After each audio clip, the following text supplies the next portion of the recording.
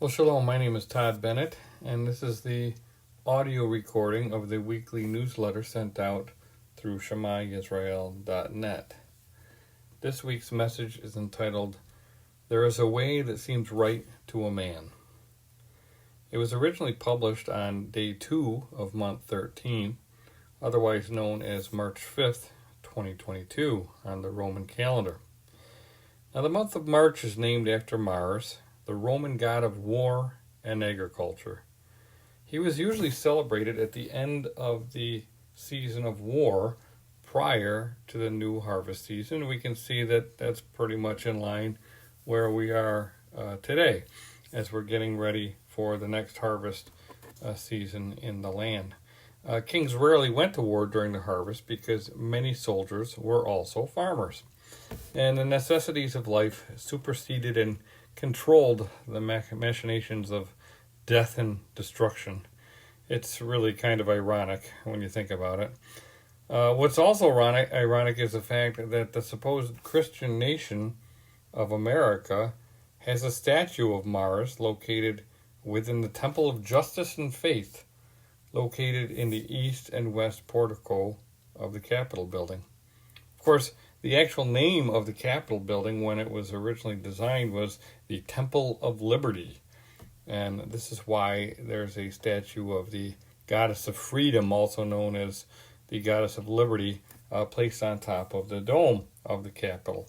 And of course, we know that the Statue of Liberty is probably one of the largest statues of a pagan goddess in the world, and that's what would greet new immigrants coming to this country. So the message should be loud and clear. Now, temples have always been places of worship and the dwelling places of gods. The gods of Rome actually litter the United States Capitol, and the Roman fasces, the sign of Roman strength and power, dominate the House of Representatives. If you ever look at a picture or a video of what goes on in the House of Representatives, you will see the Roman fasces on each side of the speaker's podium. They're extraordinarily large, and again, they are the symbol of Rome. And none of this is by accident or coincidence. It's purposeful because the United States is simply a revived Rome. Remember that Christianity was the religion created by the Roman Empire. We've talked about how the fourth beast has just been an extension of the Roman Empire to this day. After the Roman Empire divided and the capitals were set up in Constantinople and Rome, it was essentially two empires, but then it transformed into the Holy Roman Empire, and we see that it's just continued on in various forms until this day, where we see the great beast rising once again. Now, most people completely miss the connection between Rome and the United States. Despite all these things that we've shown, that they've been duped into thinking that the United States follows the Elohim of Israel because it is a Christian nation, and it's called One Nation Under God. Well, the real question is, which God? We've already talked about the other statues and the various symbols, and I don't know if many people even realize that our money used to have mercury on it. In fact, if you like to collect silver, they have the mercury dimes. If you ever find one, which is it's harder and harder to find one in circulation still, but they have mercury on it, and Mercury was the Roman god of finance, commerce, and communication.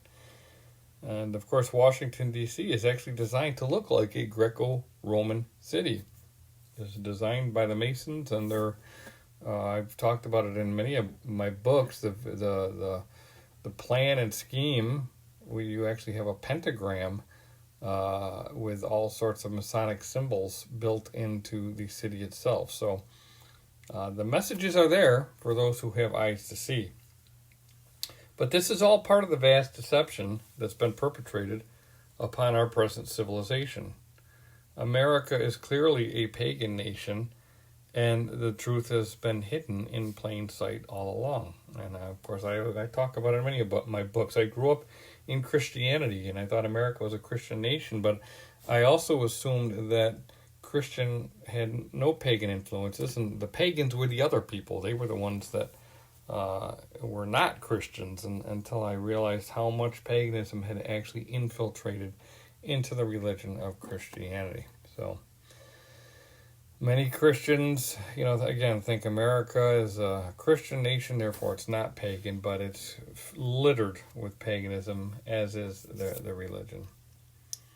And most mistakenly believe that modernity and technology have detached us from the pagan past, but that's all an illusion. So they think that's, having a statue here or a symbol on money, that's meaningless because that was all in the past, and it has nothing to do with us now. But the application of these symbols and these gods is just as significant now as it was then. At its core, this is a spiritual deception, and the true architects are the same powers that attempted to take over the planet prior to the flood of Noah. And of course, that's a whole other epic that I touched upon in my book, The Final Shofar. But there was basically a world takeover occurring prior to the flood of Noah. The fallen sons of Elohim had essentially established their kingdoms here on earth, and they were taking over all of creation, and that was what really brought about the flood of Noah. They were judged by those waters, and that is where the myths about Atlantis derive from. Atlantis did not sink into the ocean, it was swallowed up by the flood. America was actually planned to be the new Atlantis for a new world order, and that's why we see that symbolism on the back of the dollar bill. I was going to examine the subject of the 13th month this week, but with all the talk of war in this month of Mars, I thought I should address some current events. It's interesting that the attention of a vast expanse of the world population was consumed by a virus for the past 2 years. Were it not for the constant barrage of the media and the outlandish lockdowns and masks, it may have only been classified as a bad flu season. Nevertheless, people were relentlessly pounded on a daily basis with fear and inflated numbers of death and cases to support the pandemic narrative. Ultimately, it appears that the objective was to inject as many people as possible with a vaccine. And they came very close, but people are waking up and realizing what's been perpetrated upon them. And now that the science used to support that narrative is completely unraveling and the effects of those safe and effective vaccines are worsening, something new was needed to distract the masses. Over the years, especially since 9/11, people have demonstrated that they will believe just about anything if they're triggered by fear or some other emotion. They will readily give up their basic rights with promises of peace and safety. And I still see people all over the country wearing masks, alone in their cars or out while walking alone down the street. I find it to be simply mind-boggling, but it's what it is. I mean, there's nothing you can do about it. Many people are just afraid because they don't have peace in their lives and the real shalom that comes from Yah. Now, I warned a couple years ago, right before the COVID drama began, that there were signs of impending financial collapse based upon the interbank lending rate showing signs of trouble. The system needed massive liquidity and fast. Within a matter of weeks, COVID was delivered to the world right on cue. It was proposed that the partial destruction of the world economy was necessary in order to save mankind from this invisible enemy. And as forced lockdowns resulted in the collapse of economies and business closures, all of this devastation could now be blamed on the pandemic, not the corrupt government officials and central banks that actually caused the problem in the first place. The proposed solution of printing and injecting trillions of dollars into the markets was met with little to no resistance. It was the solution needed for the pandemic. They bought themselves a couple of years. Well, as the pandemic narrative began to wane and masks literally started coming off, the mask that was covering the financial problems was also being removed. The focus shifted again to financial issues such as inflation and the need to raise interest rates. The Federal Reserve was backed into a corner with no real choice but to raise interest rates. The problem with raising interest rates is that it would wreak havoc on the economy, especially the derivatives market. Damned if you do, damned if you don't. As a decision from the Fed became imminent, right on cue, our focus was shifted to a war in Europe. Western countries withdrew approval of the Russian Nord Stream 2 pipeline right before it was about to go online, and as a result, Russia embarked upon what was referred to as a special military operation in Ukraine. As I watched things unfold in Ukraine, I couldn't help but think that it all appeared to be very scripted. First off, the timing was incredibly suspect. Now, instead of an invisible enemy, we were given a tangible, living, breathing enemy, Vladimir Putin. The media outlets were quick to provide documentaries on Putin, showing him to be a ruthless tyrant with mental issues. On the flip side, there was poor underdog Ukraine and its comedian-turned-brave and loyal president, Volodymyr Zelensky. It literally was playing out like a movie script. One particular news channel focused on a mother in a bomb shelter with her children. She had a shaved head and looked like a Holocaust victim, and I wondered if that imagery was intentional in order to invoke an emotional response from people. Well, sure enough, Putin ended up calling the Ukrainian government Nazis or neo-Nazis, and the world started comparing Putin to Hitler.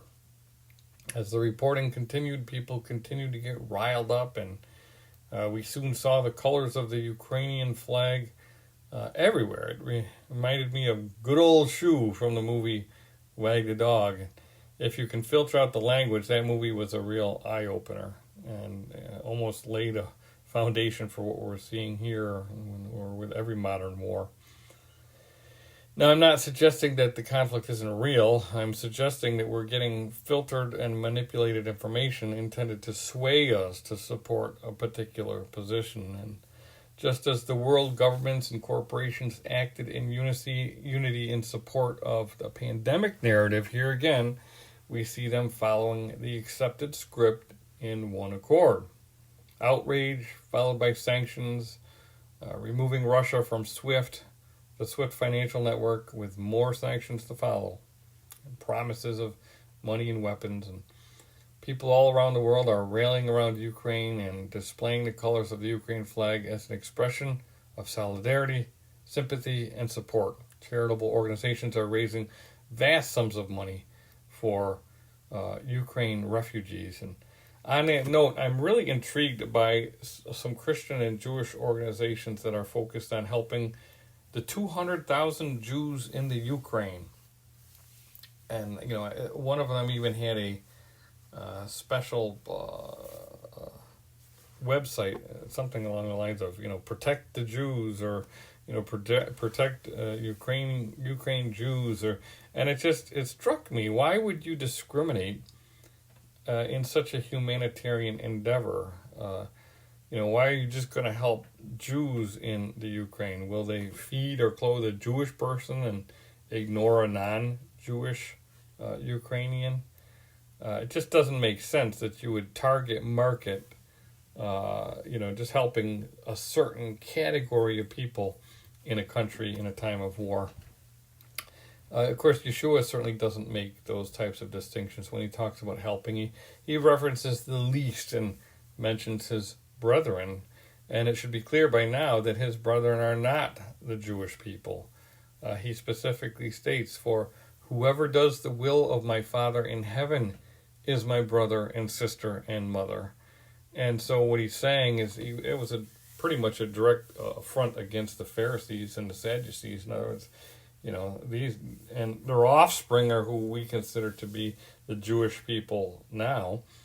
And of course, Yeshua was separating from them because he said they weren't doing the will of the Father in heaven. So Yeshua's brethren are whoever's doing the will of the Father in heaven. So we currently see people and nations rallying around the Ukrainian people and their government. They're donating money and weapons to their cause, and as a result, people are becoming extremely polarized. And Russia is bad, and Ukraine is good. The question is it really that simple?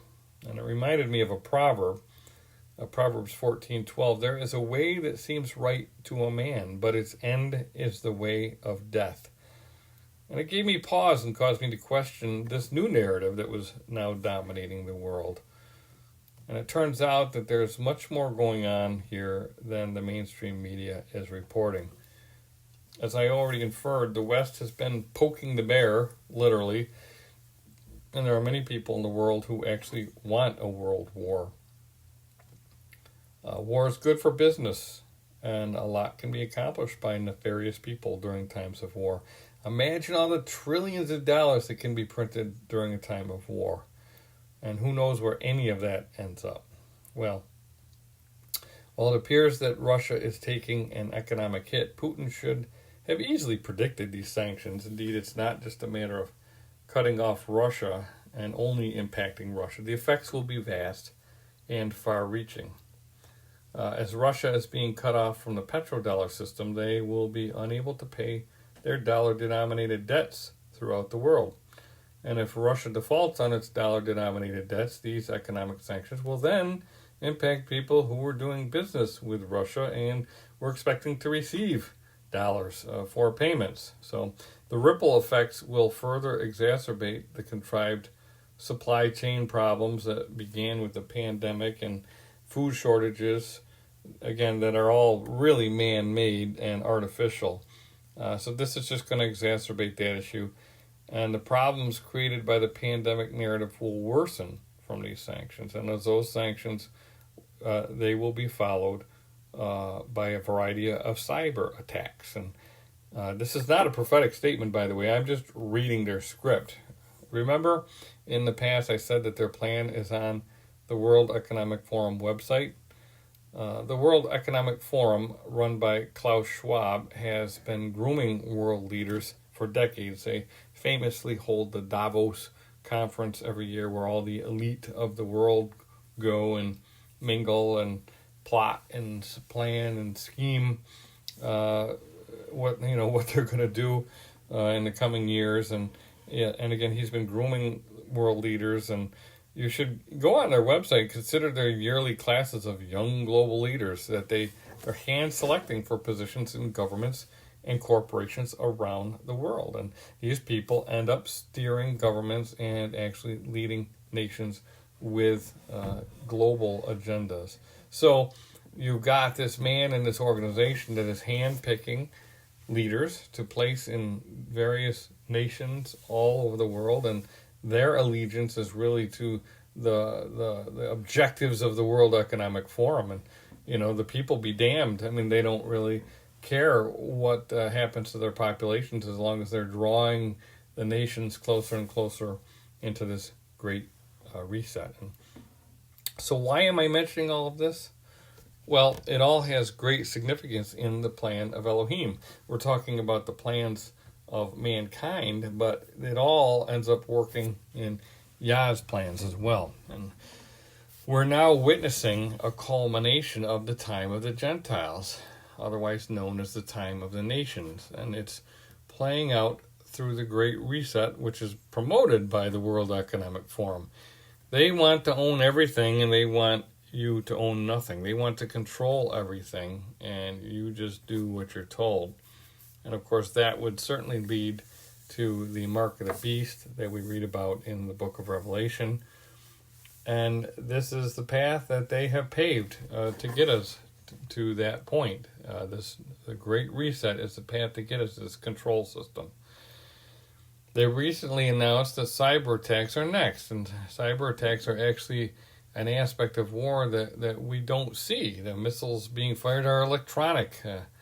The financial and even physical impacts can be even worse or more devastating than physical munitions. We've seen cyber attacks on pipelines and grid systems, and I mean, imagine if they had hacked a nuclear power plant and you got a nuclear meltdown. I mean, that would be way more significant than just a bomb being dropped somewhere. So, this could have serious impacts, and we really can't foresee at this point how extensive it will be. We have been experiencing bioweapons so far, veiled as a pandemic. It's pretty clear that the COVID virus was man-made and wasn't just an accidental evolutionary result of a virus. It was man-made and contrived, and so the world's been impacted by bioweapons, and now we're witnessing nations aligning and pitting nation against nation, and this will only exacerbate the shortages leading to famine that we see on the horizon. So, sounds pretty biblical to me. Plagues and wars and rumors of wars and famines and pestilences and all that. So we're definitely heading into some very interesting times.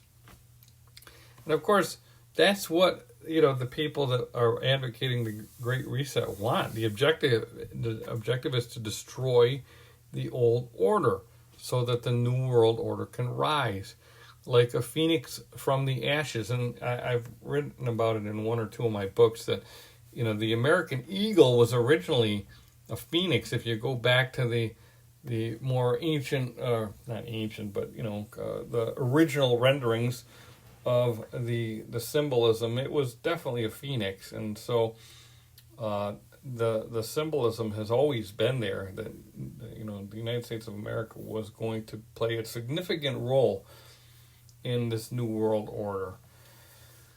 And so this is what the dark forces are working toward. They want the destruction that comes with all of their plans. Their problem is that they fail to accept that Yah is in control of it all. They're not in control. They may think they are, but they're not. And in order to truly understand what's going on in the world, it's important to have a comprehensive scriptural perspective of history, because we want to know. I'm more concerned about what Yah is doing than what the World Economic Forum is planning.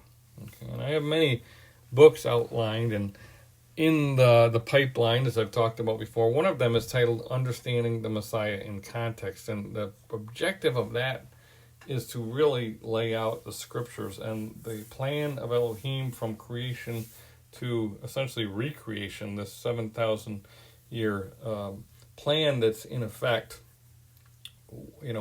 What is the objective of it all? And last week I mentioned the fact that Yeshua came for the lost sheep of the house of Israel, and those lost sheep consisted of the 10 northern tribes led by Joseph, who were taken captive by the Assyrians and scattered throughout the four corners of the earth. Remember that Israel divided after the death of Solomon into two houses: the northern tribes, the house of Israel, led by the tribe of Joseph, and the southern tribes consisting of Judah and Benjamin, and most of the Levites. And Judah was the leader of that house, and the southern tribes called the house of Judah.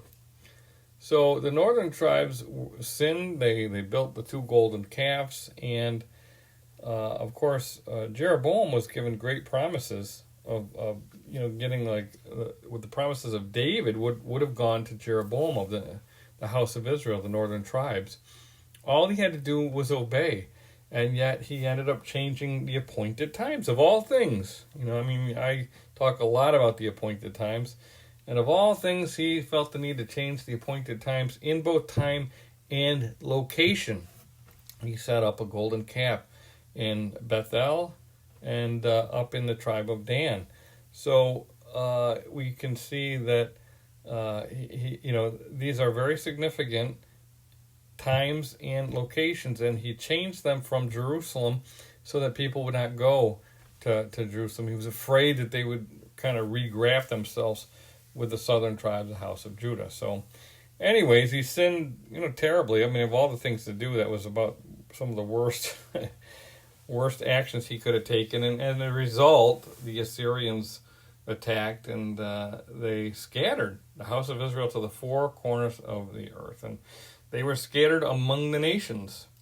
And Yeshua trained his disciples to go into those nations and spread the good news and to, gather the lost sheep of the house of Israel that were in those nations. So many Christians fail to understand the culmination of history involves gathering the lost sheep of the house of Israel. That's a job that still has not been completed, still not been fulfilled. And they think that Jesus came to start the Christian religion and establish a new group of people called the church, completely unscriptural, completely not in the prophets or anything of that sort. They think that the church will go to heaven with Jesus under a new covenant, while the covenant land remains for the Jewish people under the old covenant.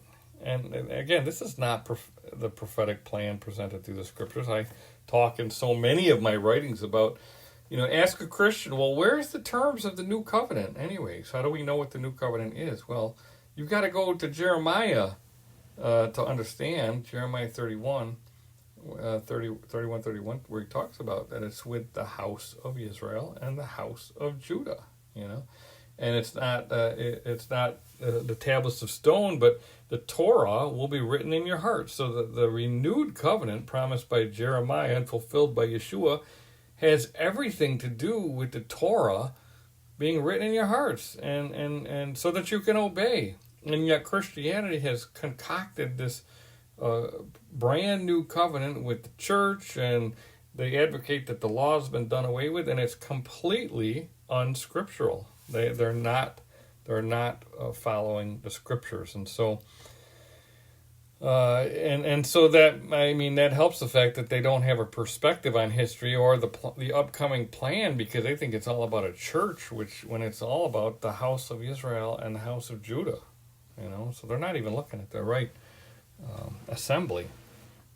Now the scriptures record that man's rebellion against Yah under the leadership of Nimrod resulted in the division of the people into diverse tongues, which the literal meaning of tongues is languages.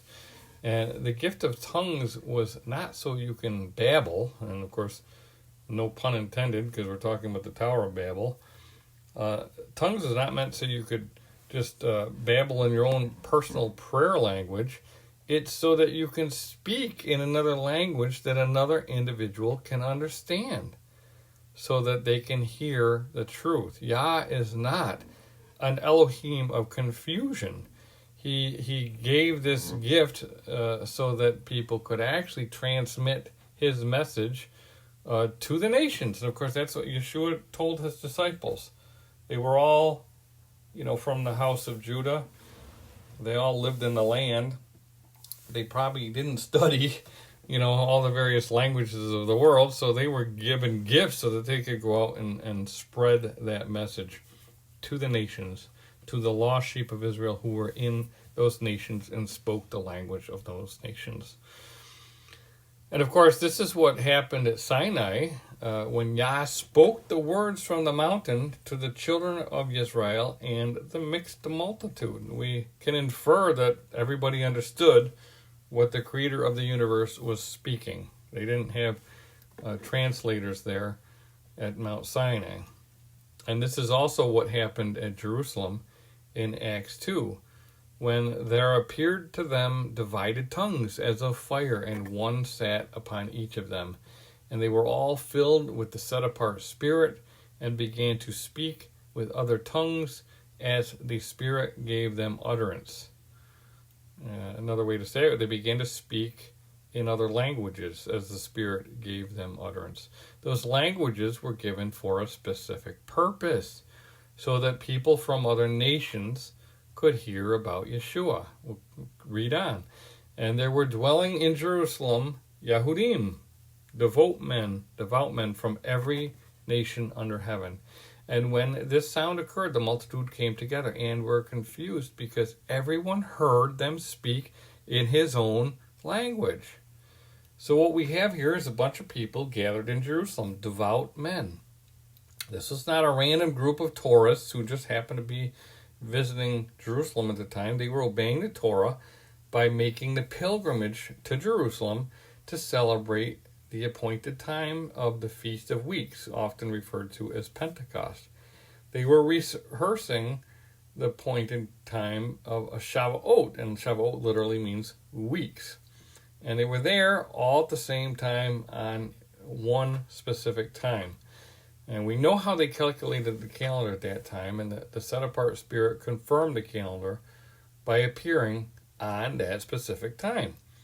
They were not following a solar calendar from the Dead Sea Scrolls or the Book of Enoch, and they were using the sun and the moon as prescribed by Genesis 1:14. And notice also that the set-apart Spirit imparted languages in Jerusalem, where they were commanded to gather, where Yah placed his name, not at Qumran or at some other community in the Dead Sea Scrolls. So this is really the stamp of approval on the calendar and the appointed times as they were being observed during the time of Yeshua. And that's why I harp so much about people who are just coming up with new calendars and doing it, new ways all the time. No, we have confirmation from the set-apart Spirit how we're supposed to be keeping these appointed times. So you would do well to take note of that. And those fires, they were different languages that were spoken through various individuals in order for the devout men to understand the message concerning Yeshua. They heard it and comprehended it in actual languages. And many of those languages originated at the Tower of Babel. They were created by Yah when he divided the people into nations and scattered them geographically. The devout men were Israelites, likely from the house of Judah, who remained scattered among the nations after the Babylonian exile under Nebuchadnezzar. While they lived among the nations, they knew their identity, and they therefore gathered in Jerusalem out of obedience. And as a result of their obedience, they were given the truth that they needed in their own native tongues or native languages. And this reveals the importance of rehearsing the appointed times at the correct time if you want to participate in their fulfillment. The house of Israel was scattered then, and they remain scattered even to this day. Again, in Ezekiel, we read about the punishment period rendered upon the house of Israel as he laid on his left side for 390 days, and those days were turned into years. And actually, I'm not talking about the 13th month this week, but that event actually shows us the proof of a 13th month, because we can calculate some timing from that event, and we can discern that there had to be a 13th month for the timing of those scriptures to actually play out. So I'll talk about that at another time. But the house of Israel, they lost their identity with Yah, exactly as prophesied in Hosea 1, and they would not be his people, but they would be regathered. But their punishment period was multiplied by 7, as prophesied by Moses, and so we're just at the cusp of that punishment period ending, and actually the house of Israel being ready to return. And we talked last week how Joseph, and specifically the tribe emanating from his son Ephraim, was the head of the northern kingdom, the house of Israel. Joseph was always an integral part in the plan to gather a people from the nations. Remember how Joseph mixed in with the Egyptian culture? His brothers didn't even recognize him when they first came and saw him in Egypt. He looked and lived like an Egyptian until he revealed himself at the appointed time. And the same holds true with the house of Israel. Like their predecessor Joseph, they have been mingled into the nations. They look like Americans and Englishmen and Germans and Canadians and Welsh and Scots and Aussies and Kiwis, etc., etc., etc. You name the country, it's likely has a bunch of lost sheep in it. Just as Israel was essentially birthed out of a period of slavery in Egypt, Israel will be born again from the womb of the nations in, I think, the near future. The patterns of the past are there for us to learn from, and as we rehearse the appointed times, we see their fulfillment. So it's integral to understand the appointed times, and it's integral to understand the purpose of the appointed times in the plan of Elohim. He's going to call out his lost sheep from the nations.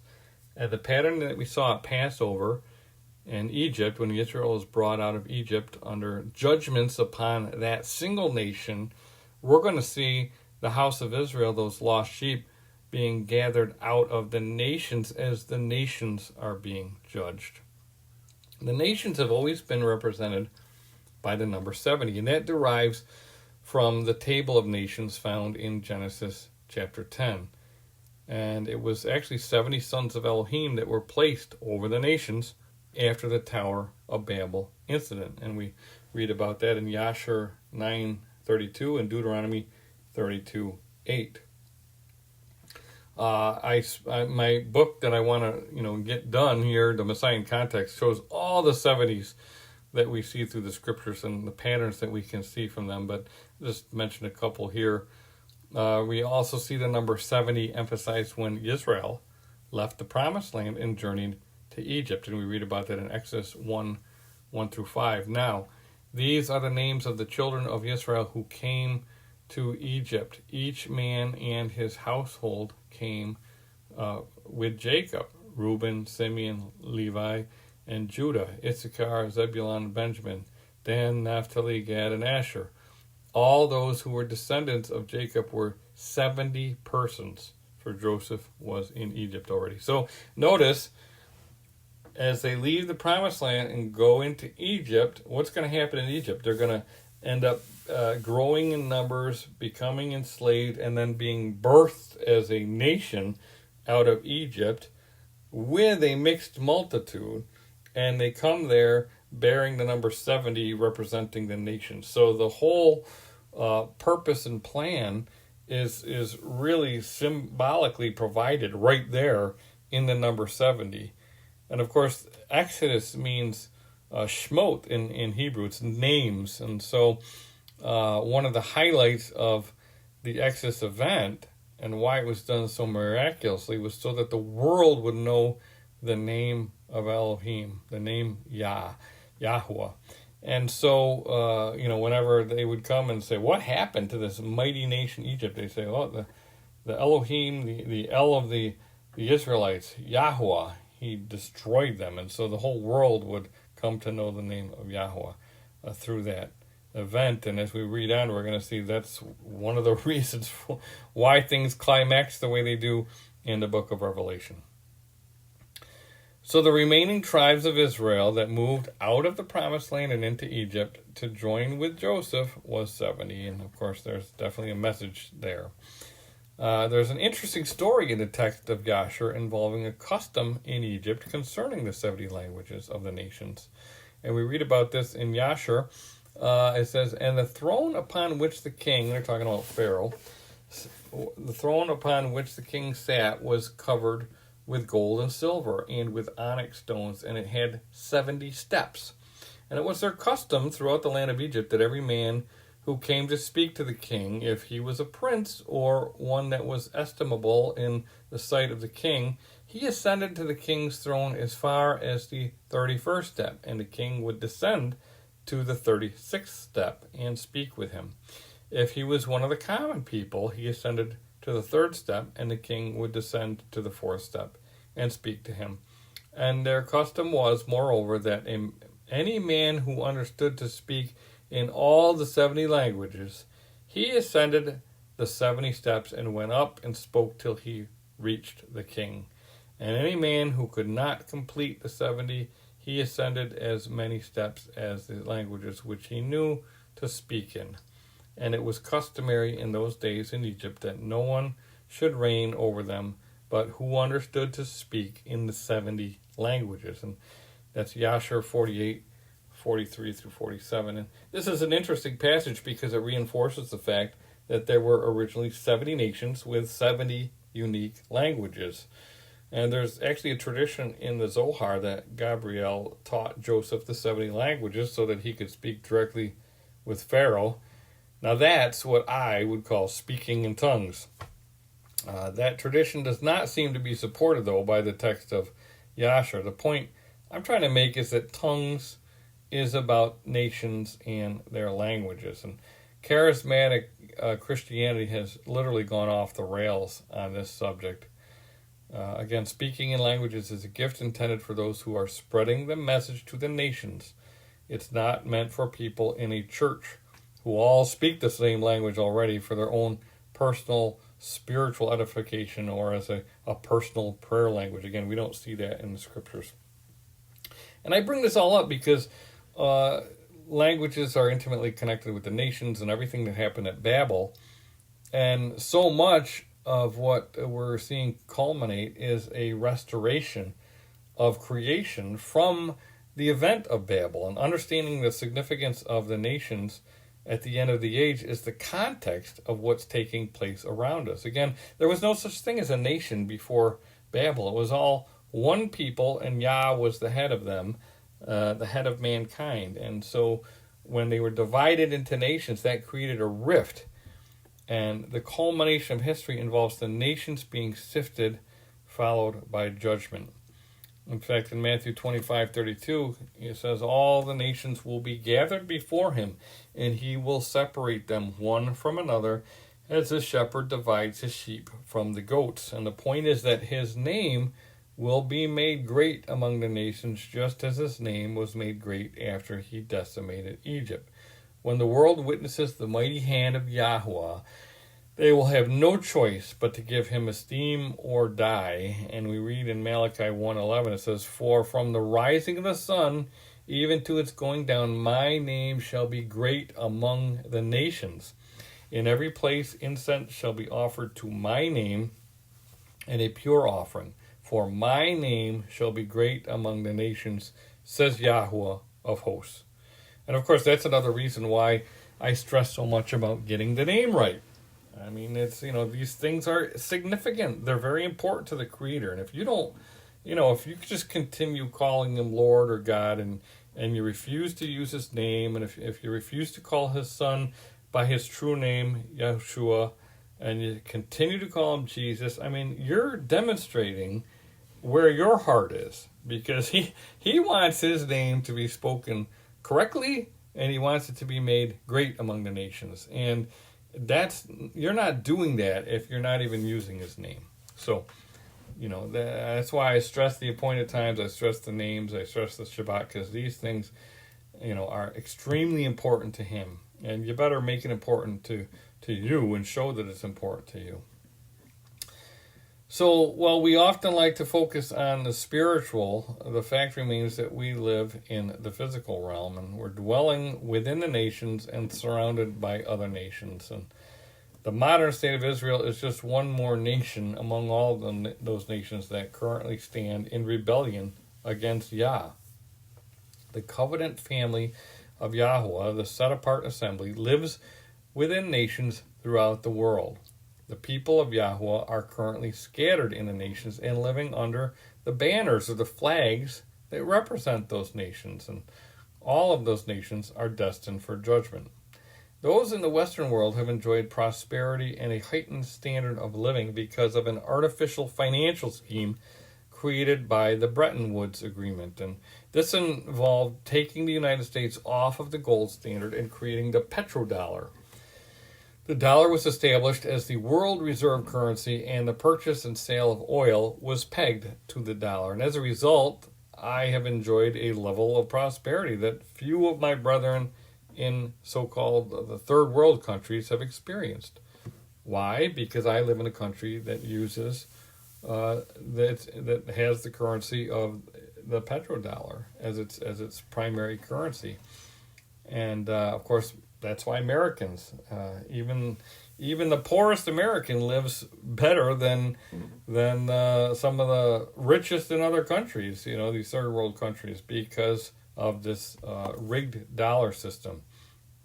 And while I'm thankful for all the good things that I've experienced in my life, I must remember my brethren around the world and share the wealth while I can, because we're currently witnessing the demise of the petrodollar. And No one knows how fast this will take place, but it is really inevitable, and it's likely part of the judgment being rendered upon the United States for using diverse weights and measures. And we read about that in Deuteronomy 25:15. The United States of America has perpetrated a fraud upon the world, and Yahweh considers it an abomination. And you can read about that in Proverbs 20:10.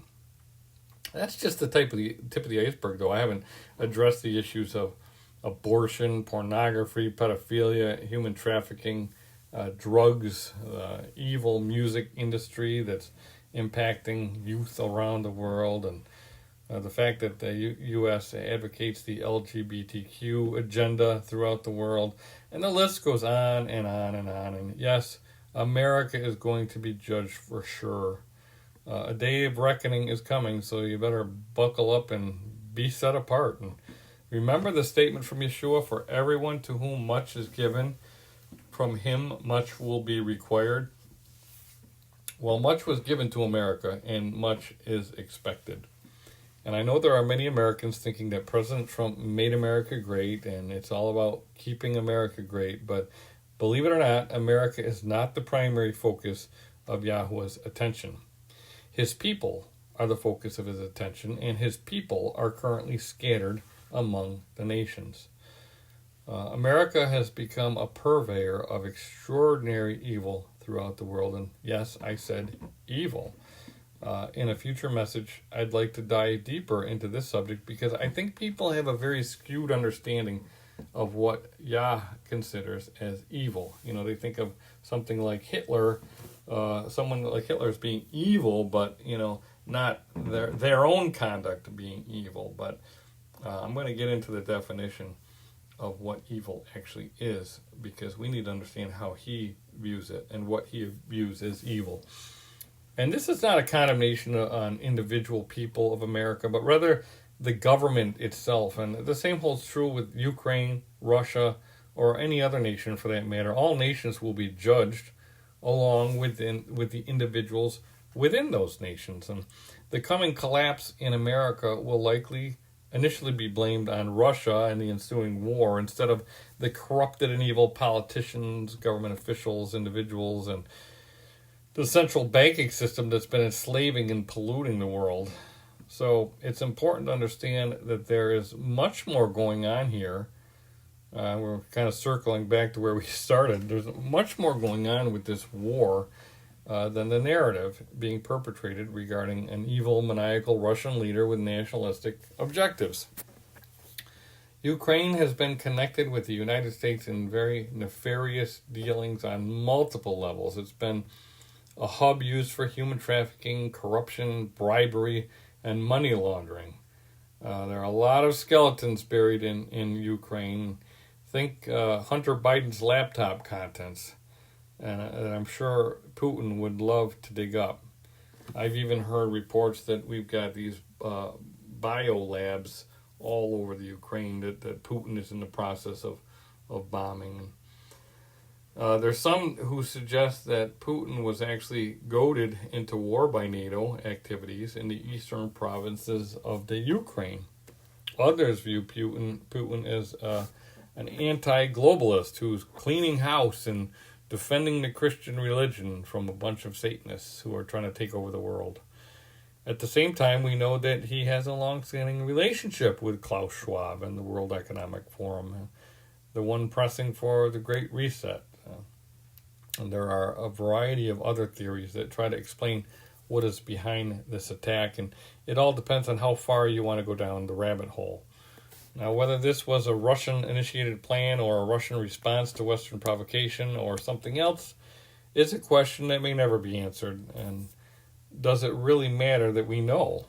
I mean, it may be that this is all about the globalist agenda to bring about world depopulation. The Great Reset will be much easier to achieve with less people to control for sure. And it's no coincidence that when this pandemic was beginning, I happened to have it on my agenda to go to the Georgia Guidestones and see there that the goal is for 100 million people. Now, I was ad-libbing on the video that I did on YouTube and said 100,000, and It was 100 million, and boy, people are just relentless if you misspeak anywhere. But anyways, they want to depopulate the world to 100 million, and that'd be much easier to control than the 7 billion plus that we have on the planet now. So we know they want to depopulate the planet. So maybe this is nuclear war, some starvation. All this stuff is planned to depopulate the planet.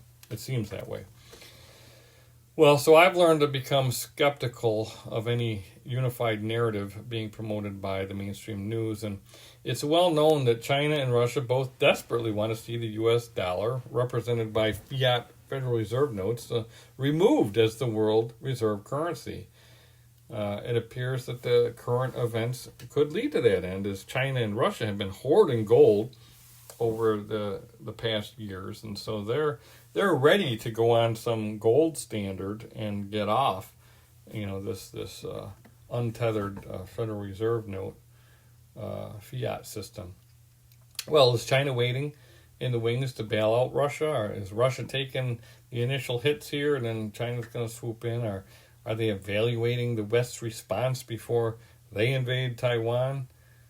Who knows? Again, I'm not sure how this is all going to play out. There's plenty of alternatives, but it is clear that China and Russia have very close ties and already share robust trade between them.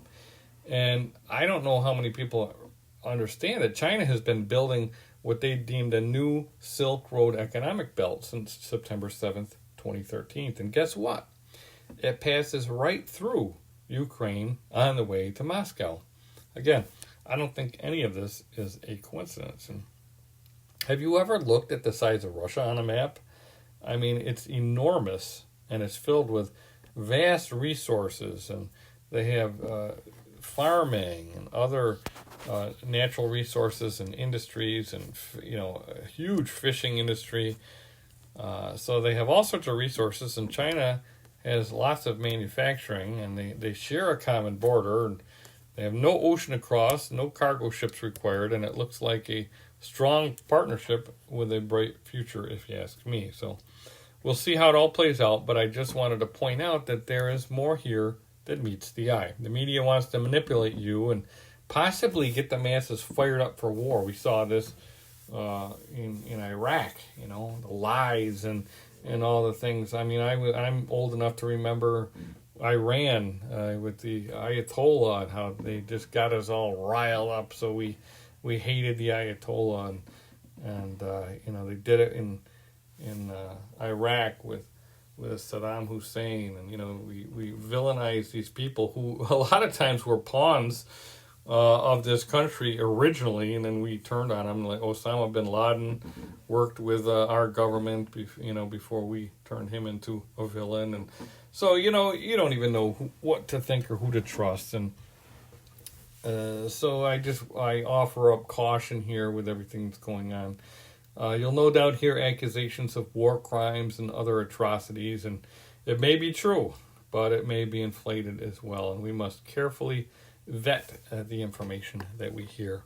And remember all the misinformation that was fed to the world in order to push them into a useless and even harmful vaccine? The same could be happening now. And by the way, have you seen the limited VAERS data released from the CDC recently? Over 1 million adverse events, including deaths and injuries. And that's only from censored data right now. We don't even have all of the data yet. The CDC is holding it back until they decide how to spin it. Very, very highly suspect. And of course, it's no surprise. And remember the Harvard study that indicated that less than 1% of adverse events were actually reported to VAERS? So theoretically, you could multiply this newly released data by a factor of 100 in order to get to the real numbers. And of course, we already knew the COVID shots were not safe and effective. The injuries and deaths are ongoing and escalating. And again, this is something, the financial issues were coming to a head, and I think so were these issues regarding the shots. I think that, the injuries are becoming more and more prevalent, and they needed to do something to change the narrative. They lied to the world, and the lies will continue. So I'm getting a lot of new subscribers who maybe did not see all the data presented in past articles. As a result, I wanted to confirm that the world is under a veil of lies and deception on every front. And if you use Google, you may never get to the real truth based upon their concerted censorship. And remember that they're the ones who set up the Chinese information control system, and they are implementing it on a global scale right before our eyes. I suspect that may be the reason why so many people who are signed up for this newsletter claim that they're not receiving it. Every week I get emails from people who ask me to sign them back up because they're not receiving the message. And it's nothing we're doing on our end. So make sure you're using a reputable and secure mail server. And if you're not receiving this, generally I'm sending them out every week, unless, for instance, there's a United in Yah event or something that's going to, take all Shabbat, and I might not do a message that week, but most generally there's going to be a message every week, Yah willing. And so if you're not receiving them, then make sure you go re-sign up again or something along that line, just to make sure, or check your spam folder. Finding truth and knowing truth is the key in this world of information and disinformation. If you're using Facebook, Twitter, TikTok, or some other mainstream social media outlet to get your information, you are likely being fed distorted and skewed information. You're being profiled for sure, and they are then feeding you information to fit your profile. Therefore, it's important to recognize that you're being subjected to propaganda and mind control. And as smart as you may think you are, there is a wearing effect that goes on over time. I mean, just like if you just hang around with atheists and liberals, progressives all day long, it can wear on you. It's important to be around people who believe the same as you do and can support one another. And so if you're always constantly, subjecting yourself to these social media platforms that are trying to manipulate and control you into your shopping habits and your thought process and your political agenda. We know that they did it all, to skew the election results in the past, so they're not stopping.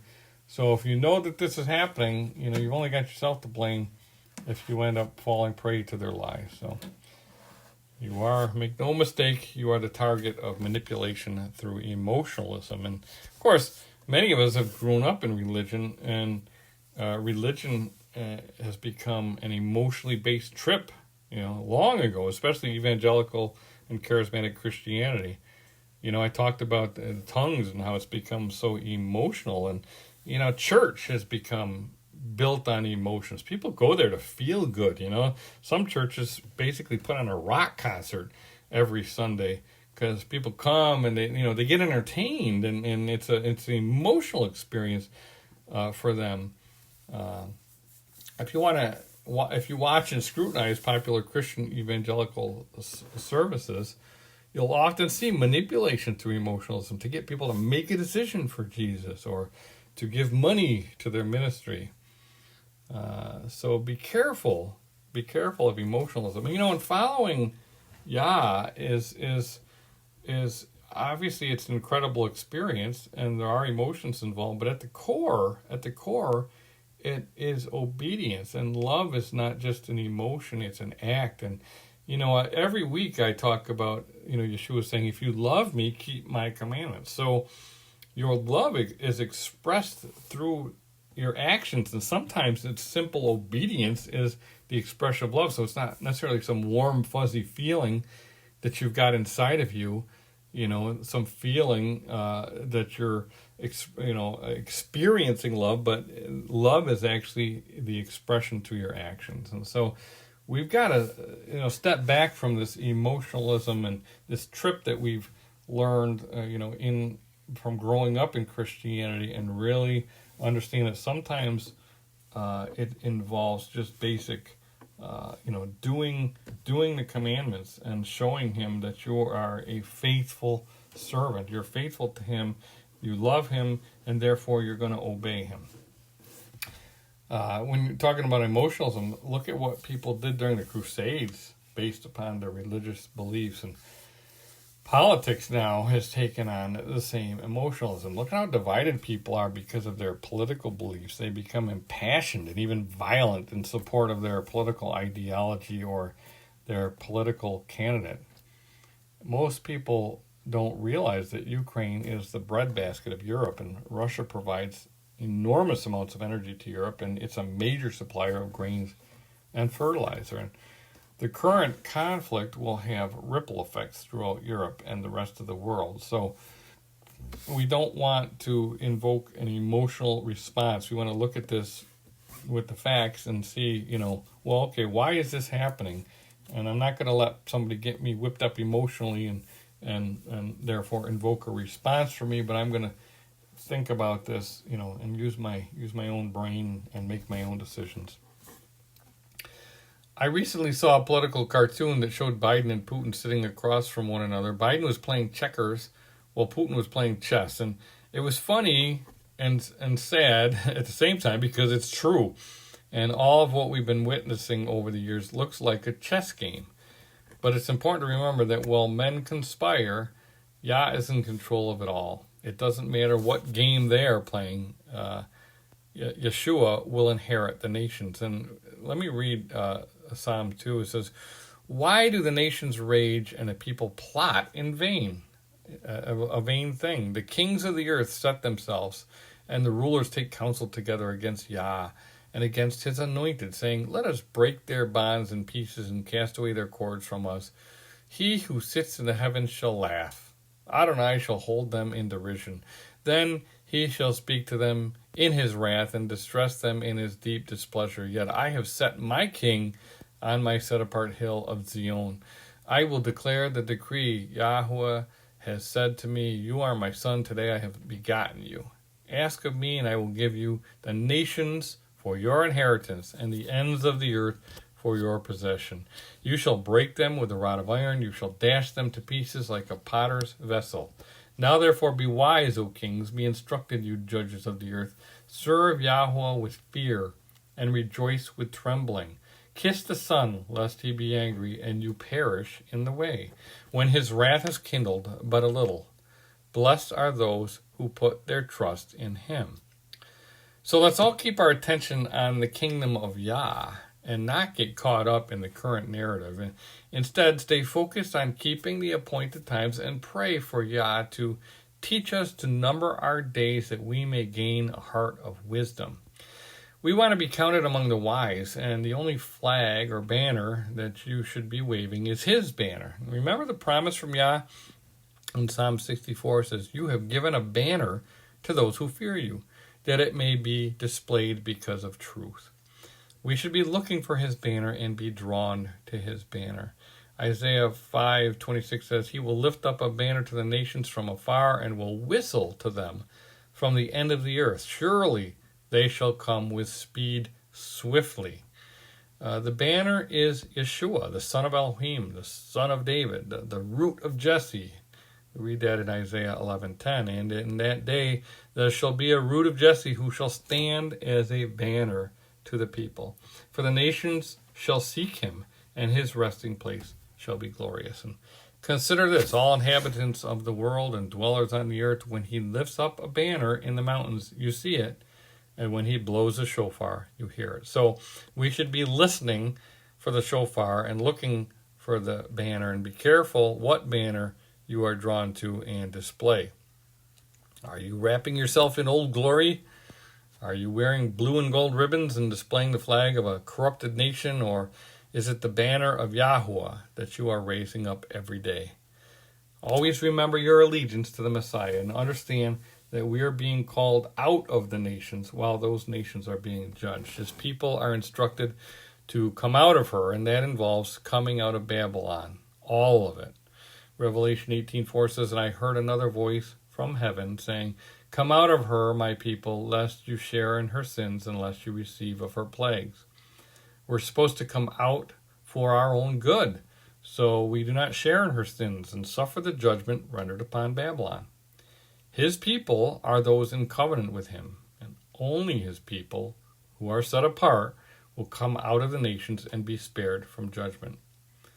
Babylon is the head and the face of a great beast that consists of the world-dominating powers. And this was the image shown to Nebuchadnezzar, Daniel, and John. And speaking of Nebuchadnezzar, remember that Yah often uses powerful leaders to render his judgment. Nebuchadnezzar was a ferocious, cruel, and ruthless leader, but Yah called him my servant. We read about that in Isaiah 45:1 and Jeremiah 25:9, 27:6, and 43:10. This is because he fulfilled the will of Yah by judging nations. And here's how his service in judging Tyre was described in Ezekiel. It says, Son of man, Nebuchadnezzar, king of Babylon, caused his army to labor strenuously against Tyre. Every head was made bald and every shoulder rubbed raw. Yet neither he nor his army received wages from Tyre for the labor which they expended on it. Therefore, thus says Adonai Yahuwah, surely I will give the land of Egypt to Nebuchadnezzar, king of Babylon.